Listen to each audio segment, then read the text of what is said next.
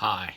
Today's devotional comes out of the 4th chapter of Colossians, verses 5 and 6, which read, "Walk in wisdom toward outsiders, making the best use of the time. Let your speech always be gracious, seasoned with salt, so that you may know how you ought to answer each person." These verses make us aware of a couple of things. The first is that there are those who are not of the faith, the outsiders that we are to walk with. In other words, we don't hide ourselves away from those who don't share our beliefs. Paul presumes we walk with them. That is, we are in relationship with them at some level. But we are not to assume that they understand things as we do. There are those who may even know the Bible stories, and yet they maintain a refusal to walk in Christ.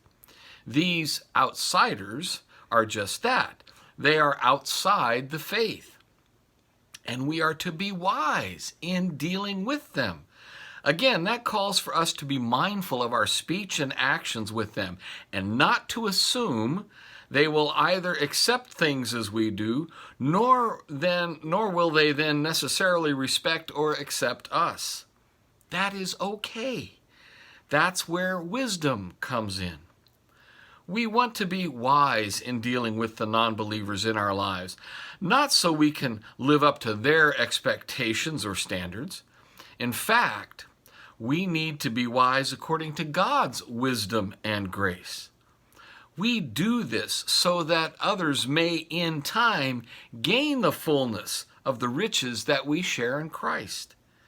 And secondly, in verse 6, Paul tells us that we are to season our speech so that you may know how you ought to answer each person. And I believe the Lord is making clear to us that there is no cookie-cutter answer as to how to reach people with the gospel. We don't simply memorize a formula for witnessing that we mimic without thought. No, we are to treat each person as they need to be treated.